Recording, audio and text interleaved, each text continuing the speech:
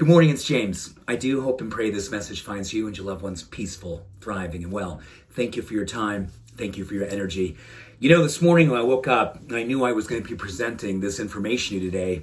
I said a quick prayer and I asked the universe, guide me to make sure I share everything that's going to inspire you to deepen your spiritual practice. That is what this is all about today. I just finished reading a book called The Awakened Brain. It's actually written by someone named Lisa Miller.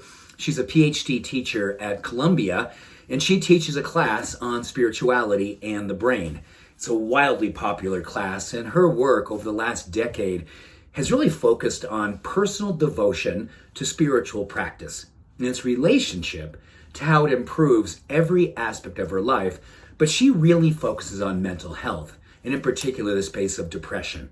She was sharing some really amazing research, but I want to kind of open this up by sharing a little bit of the data that we presently have from the World Health Organization in relationship to depression and how pervasive it is. They say, the World Health Organization, that over 350 million people today experience clinical depression. 350 million people. And this is what got Lisa started on this work. She wanted to figure out, is there something that we could do that wasn't about medication necessarily, wasn't about necessarily exercise, unless that is a spiritual devotion. And she really wanted to make sure that she gave people clinically relevant tools that were scientifically valid to change our brain, and in turn, she believes, change our life. She talked about the fact that when she saw people who had a strong spiritual devotion practice, and how she looked at this, it was prayer, it was meditation, it was anything that they deemed, those people that were studied, as something that made them feel more connected to something bigger than themselves, called God, the universe, light, nature, anything that really put them in a place they're saying, this is about connection to something bigger than me, something that opens my heart, something that makes me feel alive and hopeful and possible. And through her work, she said that she found that her study participants who had a strong spiritual devotion saw a decrease in their depression of upwards anywhere between 40 and 75%. 40 and 75% by simply dedicating themselves to a spiritual practice. And I think many of us say, well, gosh, you know what?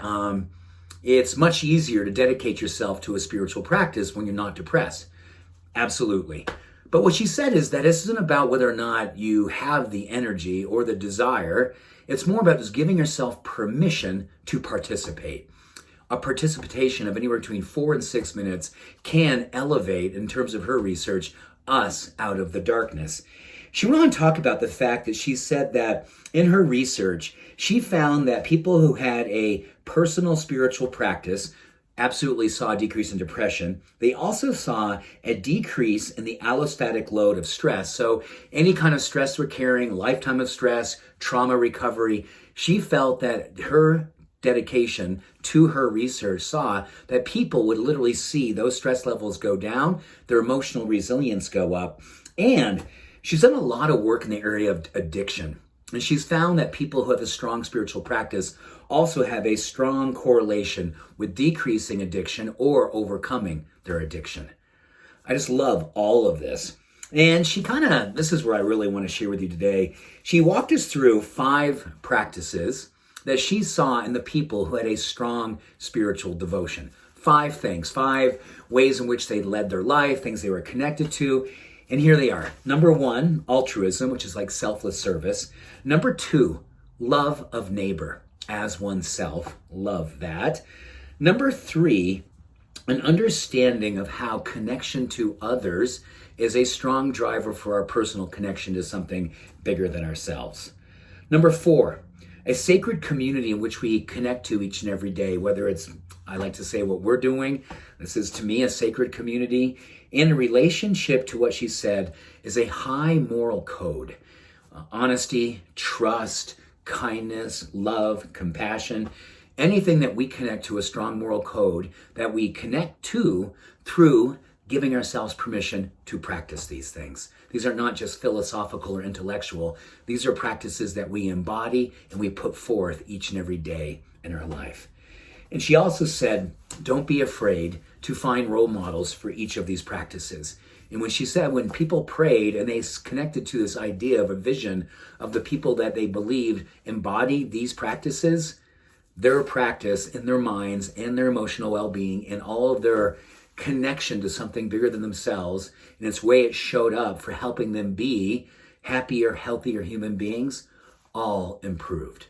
So find someone, connect with someone that you believe embodies and models the things that you want to be standing for, and know this will help connect with something bigger for ourselves and help us enjoy all of these benefits. The Awakened Mind by Lisa Miller, professor of psychology at Columbia. Beautiful stuff, huh? Beautiful. Much love to all of us who are dedicating ourselves to a deep, personal, spiritual devotion in the relationship we have to creating a life that we love. Thank you. Much love, every blessing. Bye for now.